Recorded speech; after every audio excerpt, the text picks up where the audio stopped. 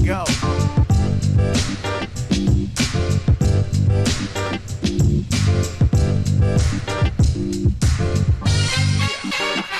Yeah. Expectation. That's the nothing personal word of the day. It is Wednesday, 42424. Expectation. We're talking about the Los Angeles Dodgers today because it struck me that everyone meaning fans of baseball, writers in baseball, have all of a sudden started to reflect on the season. And we're not even at the end of April, but teams have played 24, 25 games. And there's certain teams that were expected to stink and do, certain teams that were expected to stink who don't, certain teams who are expected to be in the middle who are doing well or doing badly. But every article about the Dodgers has been focusing on how great Shohei Ohtani has been. And he has been superb. The top of the Dodgers lineup, the 27 Yankees Dodgers lineup, the greatest top three in the history of lineups, where they decided to go Betts, Ohtani, and Freeman with Will Smith in the cleanup. They'll give you stats that Mookie's batting 347 and Shohei's batting 364. They'll give you the OPS over 1,000 for both of them. They'll talk about historic numbers. Ohtani's got all these extra base hits and how great it is that with all the distractions, he's playing so well. And I'm not trying to yuck on anyone's Ohtani yum, but I am trying to say that in baseball, we've learned over and over again, yet people forget over and over again, that one player, two players, or a big three does not a champion make. And the Dodgers are currently a great example of that. They have the 11th best record in Major League Baseball.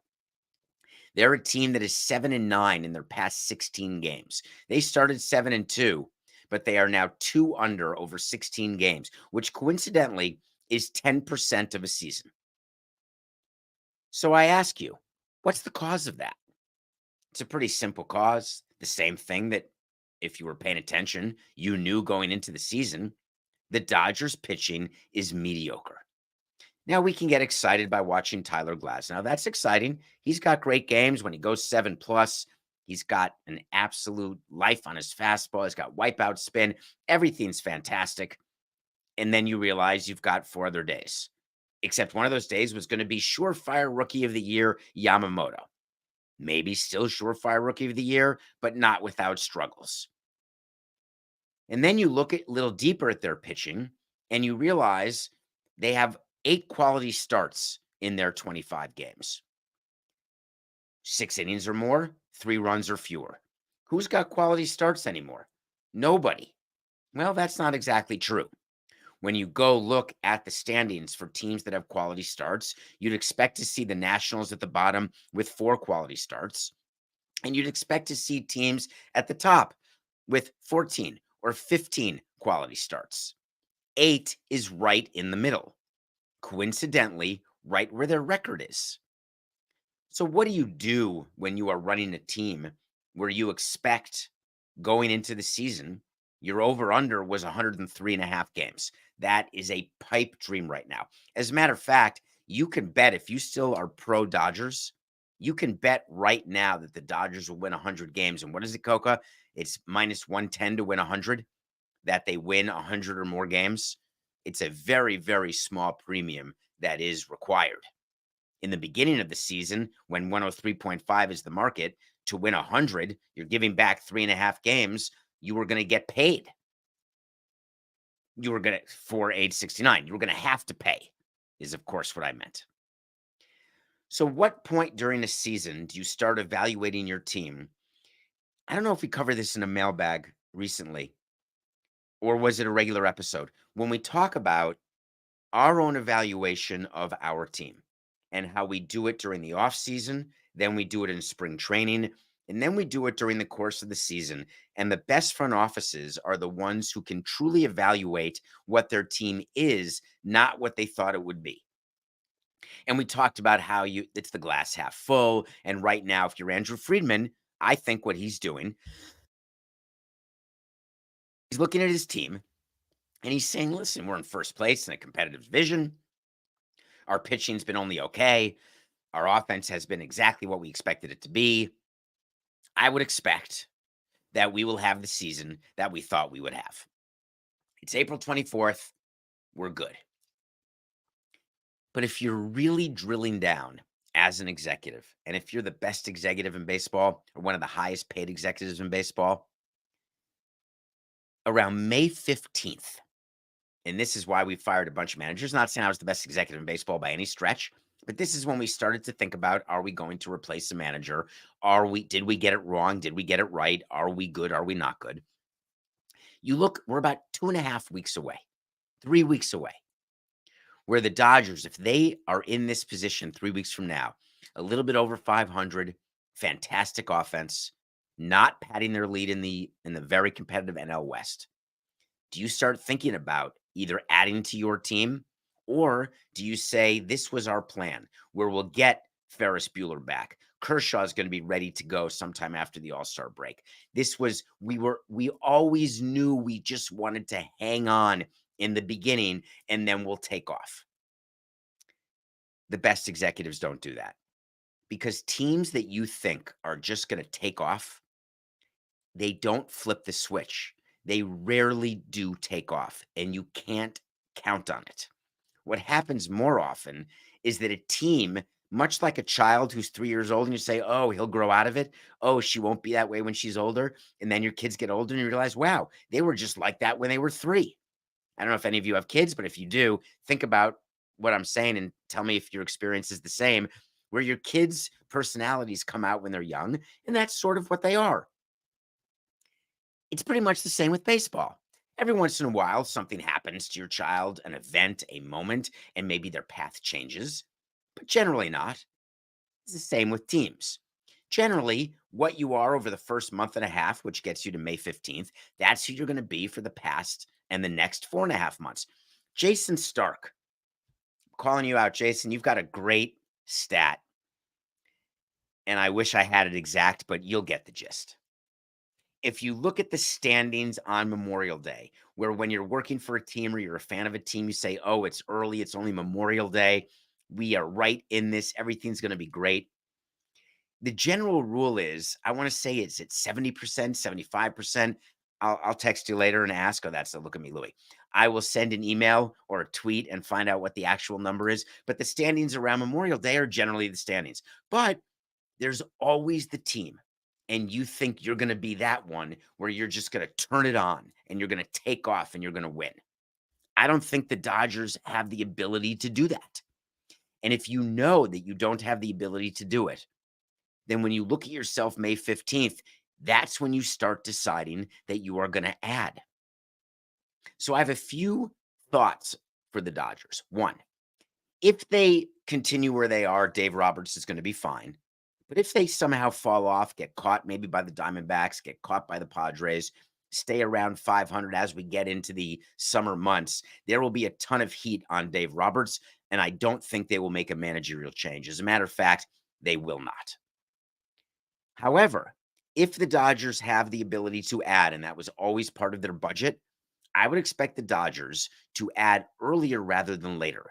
And the reason I would suggest that they add earlier than they may have projected they needed to is that you want to get the team in the mindset, the crushing mindset, that they are going to be the steamroller that they thought they were going to be. I didn't think so, but that many people thought they were going to be. And I assume their front office thought that. And if you're going to be that steamroller, you better start rolling soon. Really soon, if you want to have fun. Wait to see. Let's do a Dodgers wait to see. We have one right now. We have the under 103.5 before the season started. I like it. I'm going to make it even stronger. I'm going to tell you, wait to see. The Dodgers will not win 100 games. They simply do not have the staff to win 100 games. And by the time they add, it'll be like Jim Lovell losing the moon. They will lose the ability to win 100 games. So wait to see. We're going under 100 for the Dodgers.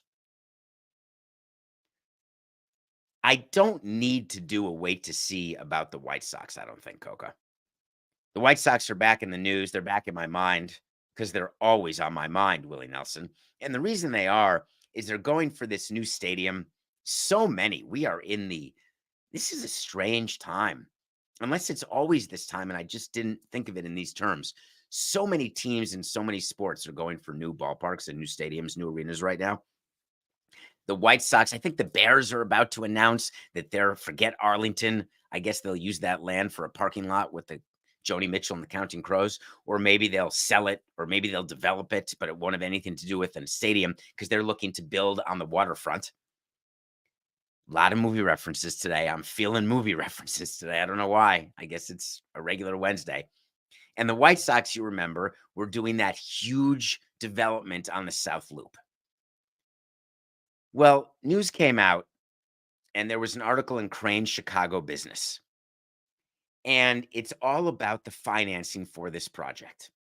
Jerry Reinsdorf, who pays attention to everything, trust me, must have realized, and correctly so, that pushing through a stadium deal is not simple. He may remember from when he tried to get the current ballpark built and the fact that he had to threaten to move to Tampa and came right to the edge of moving the White Sox. There have been rumblings of Nashville when Reinsdorf met with the mayor, but that was never about relocation. It was just a little bit about leverage. But now, when Reinsdorf is realizing that it's going to be way harder in today's climate than he expected, given field of schemes and all the different initiatives that don't pass and the difficulty in getting public money, he is now, quote, upping his ante. What that means is that he is not going to ask for the entire $1.25 billion that's needed for a ballpark, even though that's how it started. You know those Twitter things, Coco, where how it started, how's it going? I'm picturing one with Reinsdorf and the White Sox, given the fact that I think they're 0-60 right now. I don't think they've won a game. And I think they're 42 games back in their division. I think they're a lock to lose 110 games this year. Book it right now. As a matter of fact, I don't know if there's a market for that, but if there is, I'd be interested in taking a look at that for a pick of the day. But how were we doing? Like what it was like when the season started.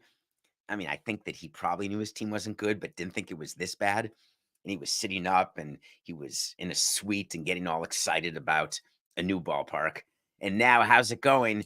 Sort of sucking his thumb in the fetal position in one corner off camera in an owner's suite because it's impossible for things to go worse for the White Sox. Though it should be noted, team performance is not directly correlated to public financing of a new ballpark. It never has been. As a team, we'd like to build a winning team so it crescendos in your first year in a new ballpark. That would be amazing. Hard to do, but it would be amazing. But for the White Sox, what I'm expecting from them is that they had to do a little pirouette. And so Jerry decided now's a good time to do it. And the pirouette was that now he wanted it to get out there that Reinsdorf had mentioned, quote, a figure of 200 million or more in terms of his contribution. So I was thinking about that number. A $1.2 billion project, if the team puts in 200 million, that's not even 20%. 20% would be 240 million. So that would be, call it an 83-17 partnership. I'm trying to remember the last 83-17 partnership. You think the Marlins and what I negotiated was that good? We weren't close to 83-17 with what we had to put into the ballpark deal. It's unheard of. The Nationals went 100-0 public, but that was then. That was part of getting a team from Montreal into Washington. Very, very difficult to get numbers like that. So why would the White Sox waste a PR moment by talking about their willingness to invest their own funds into the project? When Reinsdorf has said, quote, he's willing to open his wallet. Yet then a number gets floated of around 200 million. That's not going to make anyone in public happy. That's not going to assuage any of the taxpayers or any of the public officials. They don't get cover from that number. And when you're putting a stadium deal together, it's all about cover. You're all about providing cover to the local politicians for participating in this venture in order to get your ballpark built. And the need to give cover is way more pronounced today than it ever has been because of ancillary development. It used to be that the cover was only, hey, they're keeping naming rights. Hey, they're keeping concession money. That's child's play. Now, what teams want is the revenue from the other development, from hotels, from the convention center, from the retail, from the housing. They want to run that development, collect money for that development, have that be off the books, not the finance books of the company, but off the revenue sharing books of Major League Baseball. They want to be off the books, and they want to use that as part of their global P&L as they examine how high their payroll can be. So I want to take a minute about that because I've discussed this concept before, and I've discussed it in terms of franchises, where if you own 10 Chick-fil-A's and one of them loses a ton of money, you're not going to take money from the one that makes a ton of money to support the one that loses a ton of money. You would sooner close the one that loses money and then have 9 Chick-fil-A's. The purpose of a profitable franchise is to profit. It's to get money distributed to you. It's to increase the value of your enterprise, not to fund a crappy Chick-fil-A. There are examples where companies do that, and we told you that was called a loss leader. So that's when you start something that you know is not going to be profitable, but it's part of your expense because you're building your brand, or you want to be in a neighborhood, you want to say thank you to somebody or something that helped you throughout your career. That's called a loss leader. In baseball, when I tell you, and we discussed this, here's what it is, Coca, with Fenway Sports Group. Fenway Sports Group isn't taking money from the Penguins and moving them to the Red Sox, or money from the Red Sox and moving them to Liverpool. Totally separate entities that need to stand on their own 2 feet. A baseball team that is just a baseball team. Now, Reinsdorf owns the Bulls and the White Sox. He also owns the new stadium network that he's trying to create in RSN. You can play around with numbers, play around with rights deals, where the White Sox could have a lower rights deal, but still pass the smell test within baseball, because you're not allowed to have a rights deal of 0, because rights deals are part of revenue sharing.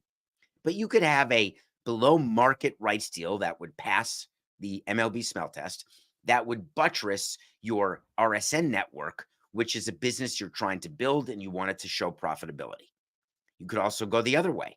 And if you own a network, you can pay a huge rights deal to the team, which you wouldn't, but you could, so that your team can have extra cash operating income that can be used for players or for whatever you want.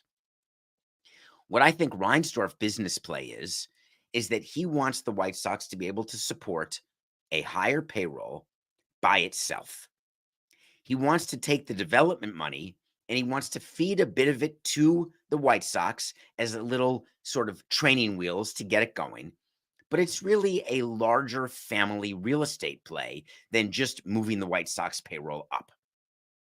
So him getting this stadium deal, in his mind, and I'm not pretending to read Jerry Reinsdorf's mind, but as a business person, I can expect he's a rational actor in the world of business. He realizes that instead of funding a White Sox payroll with capital from other businesses, or with capital from his net worth, or with capital that he borrows, he may be willing to fund the White Sox with capital generated from, quote, White Sox related business. And the ancillary development for these ballparks, that's now called ancillary revenue. Look at what Ted Leonsis is trying to do in Washington with the deal he cut in DC. He wants to do a whole big development that will help the Capitals and the Wizards. I was about to say, when I said Caps, my head, Coca, you can edit that out, but I stumbled because they used to be the Bullets. And when I said Caps, I was thinking Bullets. and they have not been, people may not remember this. They used to be called the Wizards, were the Washington Bullets, back with the Big E and Wes Unseld. Those were teams. So the way this White Sox situation ends, and every time they lose a game, I think they lost last night. They were up 5-2 in the eighth. Their bullpen blew it to the Twins. They're actually 3-20, Coke is telling me, not 0-60. All right, I got that wrong. The Chicago White Sox at 3-20 have been shut out a record 8 times in their first 23 games. And it will have zero to do with whether or not $200 million is enough to get a new ballpark done for the Chicago White Sox. We're going to have a lot more out of Chicago, I'm sure. Bears, White Sox. It's all about TV money. Let me do that transition. Let me do it totally better. The White Sox, not 0-60, 3-20 to start the season, shut out 8 times in 23 games. We're going to hear a lot more about the White Sox as they continue their drive to get a new ballpark. TV rights are an important part of every baseball team's P&L. One of the great disruptions that's happening is with the RSN bankruptcy, trying to figure out what your TV revenue is going to be. You've got baseball doing the games. MLB took over production for Diamondbacks and Rockies and Padres. As you can see, not correlated to excitement or performance on the field. It's all about the number of subscribers in a particular demographic. It's all about carriage rights. It's all about people paying for something they don't want and holding on to that really antiquated notion of how people are going to act. We've spent quite a bit of time talking about the NBA and their upcoming rights deal. Well, we have an update. The Wall Street Journal reported that there is a formal right to match in the NBA media rights deals that it currently has with ESPN and Warner Discovery, TNT. For purposes of this segment, it will be ESPN and TNT. Because I could say Disney, but I'm saying ESPN, TNT. A right to match. One piece of advice to the Nothing Personal audience. When you are negotiating a contract, when you are selling something, the right to match has nothing but a quashing impact on the value of the product you are trying to sell. What a right to match means is that the NBA can do a deal with Apple just for streaming games on a Tuesday night. They can get right down to it, ready to sign. And when you have granted a right to match to your previously contracted partner, which the NBA did to ESPN and TNT, what that means is before you execute a deal with a third party, you have to go back to the first party and say, okay, this is the deal we have with Apple. You can match it. There are so many lawsuits and arbitrations that happen from these provisions because if you're a smart company, you negotiate a deal with Apple that ESPN and TNT cannot match. And I don't mean because the value is too much, because Apple provides something to you that they cannot match. So, for example, Apple could give the NBA a Messi-like deal where the NBA gets a percentage of new subscription revenue to Apple TV because Apple TV is going to have an NBA package. And then the NBA could go to court and say, hey, ESPN had the right to match, but they couldn't match because they don't have the ability. There's no subscription revenue that they could do or that they could offer. Now, of course, ESPN could offer a percentage of ESPN Plus, but it would not be a true match. Turner, whatever their streaming network is, which escapes me right now because they do have one. Can you imagine the mental block I'm having at 2:24 in Paris right now, doing a show with you? Max, thank you. But it's bupkis. Apple has a far greater pot with which to deal from. So one way that these go to court is when the team or the league or the party that granted the right to match believes that they have given the company the right to match and that company hasn't done it. But the company responds with, you did not give us a deal that was matchable, same cause of action, because we would match any deal that we're able to match. Because if you're just talking about money, where the rights fees are 1 billion versus 1.5 billion in a straight rights deal, that's very easy. So when you're negotiating, you make it as complicated as possible if you're the NBA, to make it as difficult as possible if you're looking to do a deal with someone other than ESPN and TNT. And all indicators say that the NBA just wants to do a deal the way they've done with ESPN and TNT, which I think is a mistake. But the other reason that a right to match is not a good thing to ever give is that when you are signing a contract and you know that you have the ability to have something like ESPN has the rights to NBA games, the right to match is something that they're willing to pay for. So you have to pay more money in order to get this right to match because it's so powerful. But the money that you pay extra is always under the total value of that which is being sold. So if the NBA did not have a right to match, in theory, they could go out to Apple, they could go to Peacock, they could go to Sky Sport, they could go anywhere and cut a deal, and they would get a competitive offer from those companies to air NBA games. But what incentive does Apple have, and we keep using Apple, to sit down and negotiate the best possible deal for themselves or the best possible deal for the NBA when they know they're going to waste all this lawyer money, they're going to waste all these hours in meetings, and then the NBA just picks up the deal and brings it to ESPN and says, match it. ESPN says, fine, thanks for doing the work. We'll just sign our name to that. Do you remember the days? Are those days over, Coca, of the matching offers with NBA free agents? I haven't read about that recently.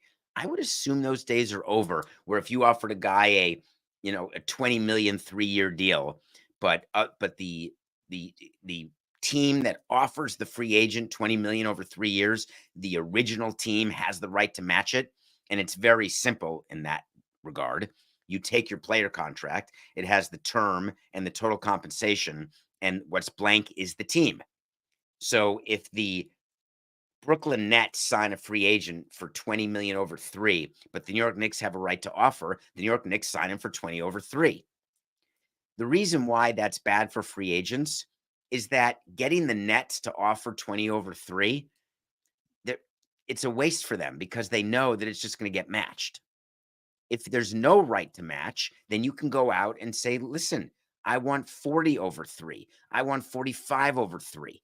Baseball, there was never, restricted free agency is in the NBA, Coca. That is correct. It used to be called the right to it was matching.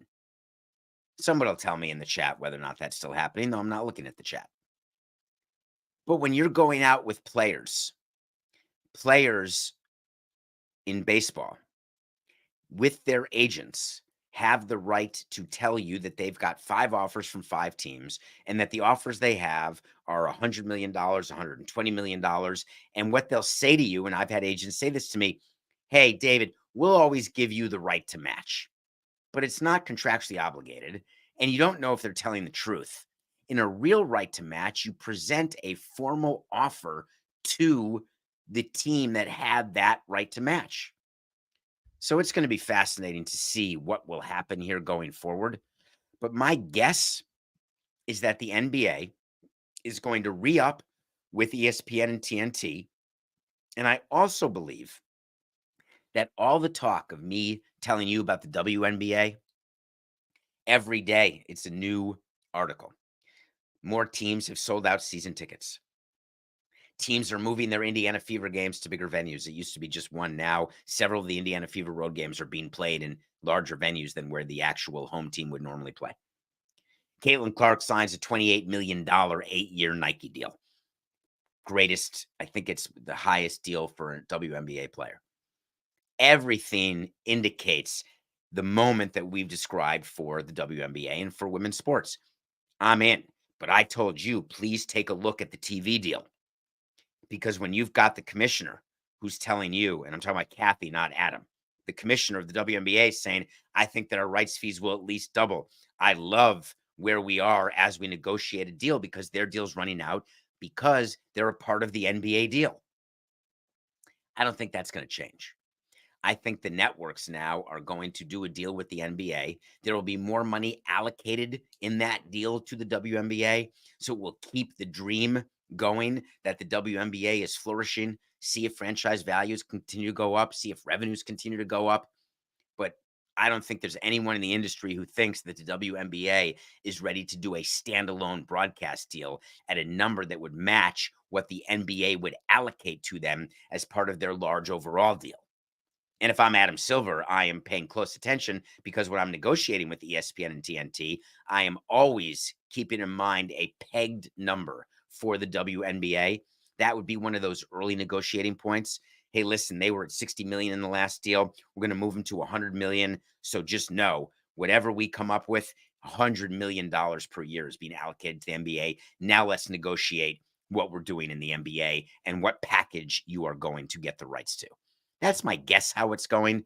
And obviously, it's an easy thing to wait to see because there'll be an announcement when these deals get re-upped. When we come back, we're going to review a movie, and I have a story about this movie. And then we're going to give you tell you something that happened with the FTC, which are three letters that my guess is you don't think about a lot. And what they did yesterday will impact every business, not just the sports business. We'll be right back.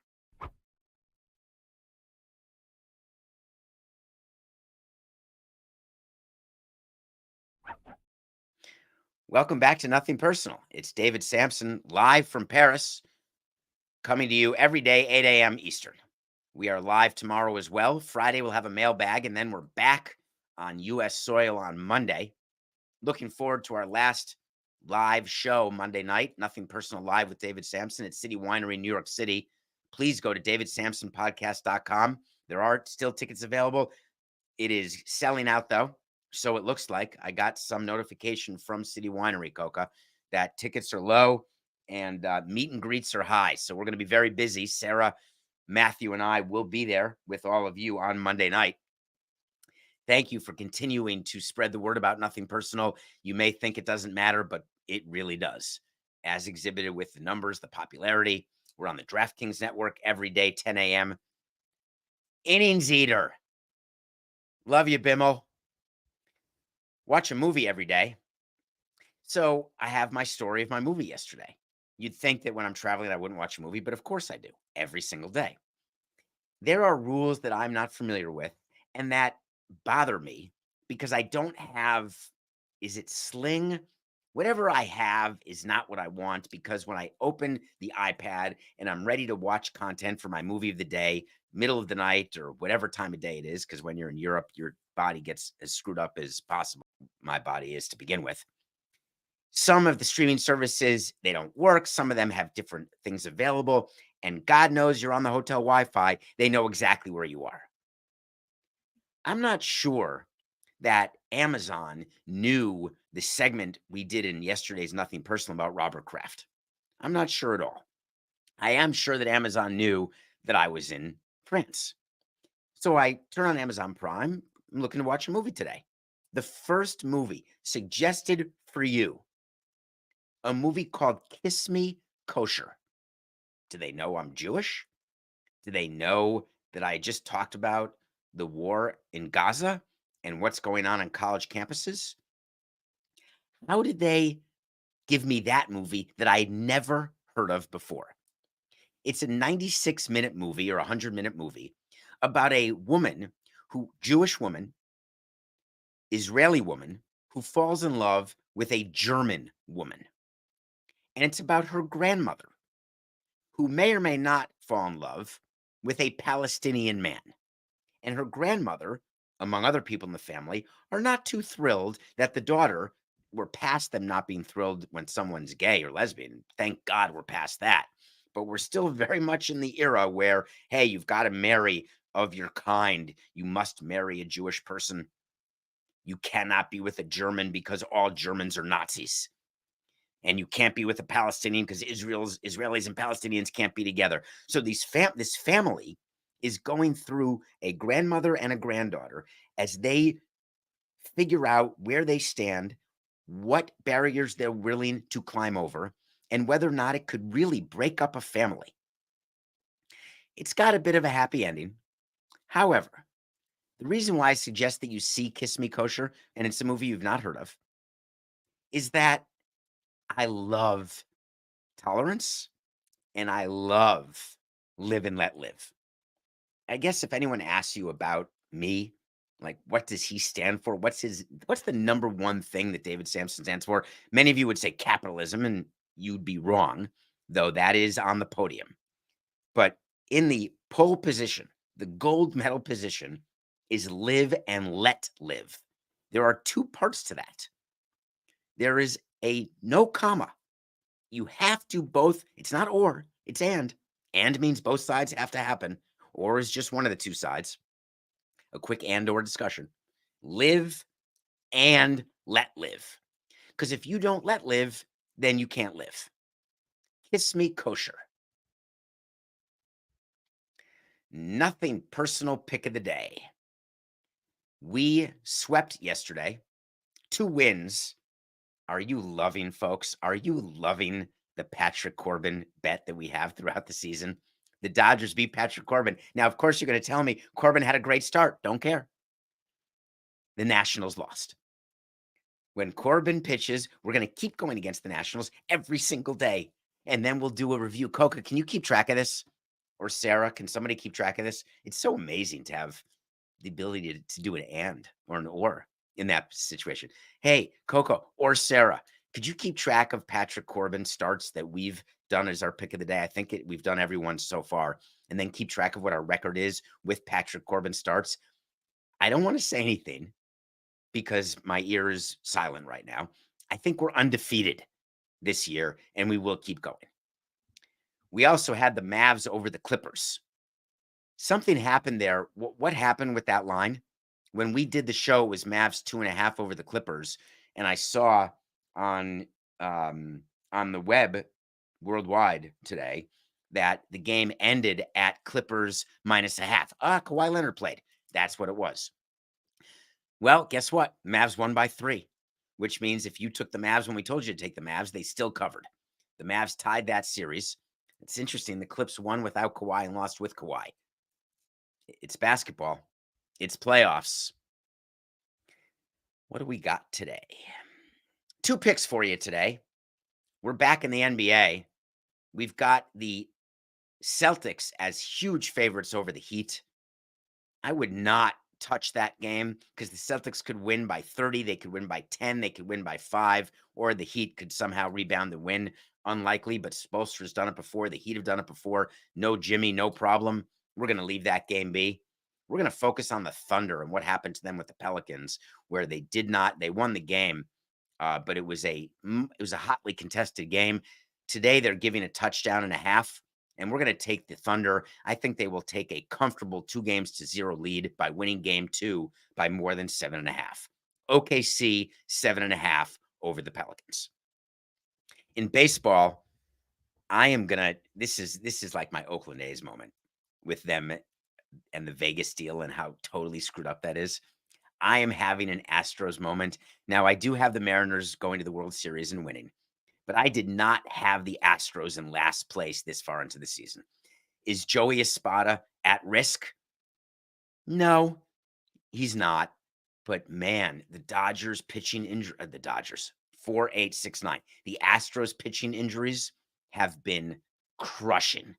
The Altuve's having a fantastic offensive season. Bregman's a pending free agent. I'm not sure whether he's hit his first home run yet, but at the end of the day, the Astros are in last place. And it's still early, but as we get into May, that's when the early part of the season gets late and you start getting into mid-season, and you don't want to be in that mid-season position. The Astros are playing the Cubs. They've got Jameson Taillon pitching. I've got to think the Astros. It's time. It's time. Astros are only giving 105. It's hard to ever get the Astros giving 105. The Cubs are playing well, no doubt, but we're taking the Astros. It's basically a pick'em game. OKC 7.5 over the Pels. Astros 105 over the Cubs. When you sign a contract with a company, how many of you have had to sign a non-compete clause? How many of you have been in a company where your contract says if you leave this company, you may not work in this industry for 120 days? Well, if you're in baseball, or you're in fashion, or you're on Wall Street, or you're in one of a gazillion different companies, you are subject to a non-compete clause. Non-compete clauses are very anti-labor and very pro-management. Yesterday, in what I consider to be one of the biggest business stories of the year, the Federal Trade Commission banned non-compete clauses. I want to make sure that marinated with all of you. The FTC has the right in a 3-2 vote, but it doesn't matter. They have the right to say that in Major League Baseball, that when you sign an assistant general manager to your club and give them a long-term deal, you are not allowed to ask for nor agree to a non-compete clause, which means that that assistant GM who you think you've signed to a 3-year deal can quit and take a job with someone else. Permission? Who needs it? You can do whatever you want whenever you want to. I'm at Morgan Stanley. See you later. Heading to Goldman. I'm at Gucci. See you later. I'm going to Louis. What the FTC is saying by banning non-compete clauses is that there's been a quashing impact on individuals starting their own business or individuals having the ability to move to other companies within the same industry. And they view that as having a negative impact on salary, a negative impact on innovation, a negative impact on healthcare costs. Because all these people leave companies and have to sit on the sidelines for 120 days and stay on Cobra, as opposed to getting a job at a competitor and then getting on their insurance plan. So they somehow calculate the FTC. It'll be 180 billion in healthcare savings. The FTC's view is that non-compete clauses keep wages low, suppress new ideas, and rob the American economy of dynamism, including from the more than 8,500 new startups, and I'm quoting the FTC chair, that would be created a year once non-competes are banned. Do you know how much we used to talk about this within baseball and how hard baseball fought to have this ban not happen? And it's not because they're the big bad league. It's because it's really hard when you are building a front office that you have no way to keep that front office intact. When you give money, when you give security, you want loyalty. Non-compete clauses are meant as belt and suspenders to the loyalty that you give with a long-term deal. I raised my hand in a committee meeting when I was in Major League Baseball, and I said, if non-compete clauses ever get banned, I would suggest that we eliminate all long-term contracts. Have everybody with a 1-year deal. Owners stood up and said, no, we don't like that because we like the idea of the rebuild. We like the idea of having a GM who is not solely focused on 1 year, or an AGM or a cross-checker. We like the idea of a long-term vision because in theory, you make better decisions when you're not worried for your job or worried about what your next job will be. To which I stood up and I said, but hold on. It is in the best interest of an employee at all times to act in the employee's best interest. The existence of a non-compete clause does not all of a sudden make an employee raise his hand in solidarity with the team for which he works. There are executives, there are scouts, there are coaches who go out and get offers from other teams when they're on long-term deals for the purpose of renegotiating. Or when they're on 1-year deals, they go out and get offers and then take it back. The whole right to match thing, that's not an official right to match in these baseball contracts, but yet you bring it to your GM and say, hey, listen, the Astros want me, keep me. I'll take 10 grand less if you keep me. How many people said that to me? The minute you tell your employer that you'll take 10 grand less than your offer because you love it so much here, your employer knows that you're full of crap. Oh, I only want to wear Astros polos. I don't want to be a scout for the Diamondbacks. It's preposterous because employees act within their own self-interest, as they should. I do. I'm not criticizing that in the least. The ramification of this FTC ban, you're not going to feel it today, but you are going to feel it when senior executives no longer have non-competes, where you could have a senior executive. If you are, here's a great example. I'm going to be very careful who I let into meetings if I'm working at Coca-Cola, because now my top executives, they can go work for Pepsi tomorrow. They don't have to take a year off, 120 days off, 2 years off. They can start their own beverage company. I'd have to think long and hard. Think about scientists. Coco was talking to me about this pre-show, and he's so right. The people who are developing these new sports drinks, they're using the money from a company. That's the purpose of a non-compete, that when you're investing in R&D with your employees in a product, you want that product to be yours. There's non-compete clauses in the deals that we do in media. We cannot do a sports. I'm going to raise my hand here, Coca, and I'm going to open the kimono. I can't do another sports business podcast for another, or baseball podcast for another platform other than Meadowlark Media. Guess what? Not anymore. Are you listening? Of course, that's not exactly true, because the current non-competes will stay in place for now. And by the time my deal with Meadowlark is up, which is soon, that ends.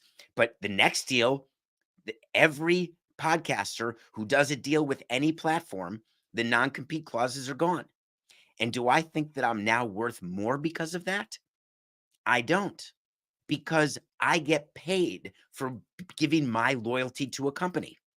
And I promise I won't compete with you. I will do everything for you. I will develop this power drink. I will develop this financial derivative. I will develop this scouting technology, and it will be to your benefit. And I'm not allowed to take it anywhere else. It's over now. The FTC is making news today. I don't know if it's going to get attention on other shows. I think it should, but it may not. I don't think people quite understand the significance of it, but they will.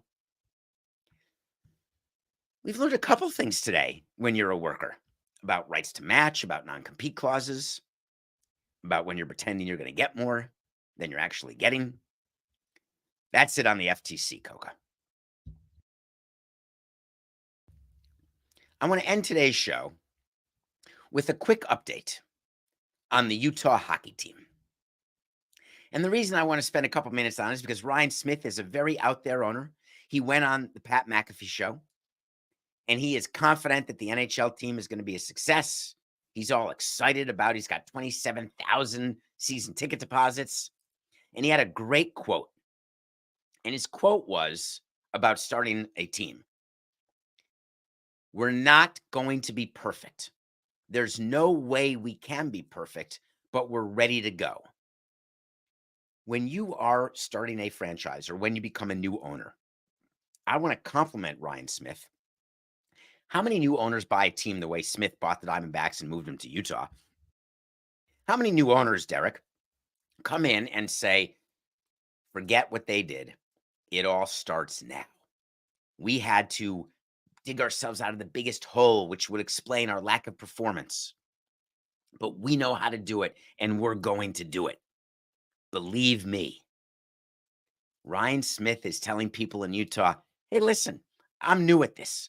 I'm a new owner. We have to put an entire structure in place. We have to do an entire front office. We're going to try to figure it out as best we can. But please manage your expectations. Now, I don't know whether he meant manage your expectations on the ice, whether he meant manage it if we don't return your call and you want to be a corporate sponsor. I'm not exactly sure which expectations need or want to be managed. But what I am sure about is that Ryan Smith is on the right track. And I'm super excited to watch him build his franchise and root for him, lest you think that I'm always against owners or always against players. There are people who actually understand that it's nothing personal.